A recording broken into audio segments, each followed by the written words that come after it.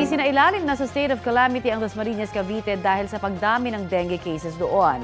Ayon sa City Health Office, as of November 21, umabot na sa mahigit 1,000 ang mga kaso ng dengue sa kanilang lungsod.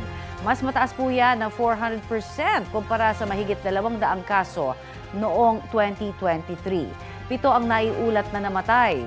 Ilan daw sa mga nakakaapekto sa pagtaas ng kaso ang malalang dengue virus strain, climate change at mga basura. Bilang tugon, nagpapatuloy po ang search and destroy operations ng Dasmariñas LGU, gaya ng paglilinis, information drive, fogging at misting operations. Nagpapaalala naman sa publiko ang Department of Health, lalo na sa mga lugar na tinamaan po ng sunod-sunod na bagyo. Tandaan lamang ang 5S kontra dengue.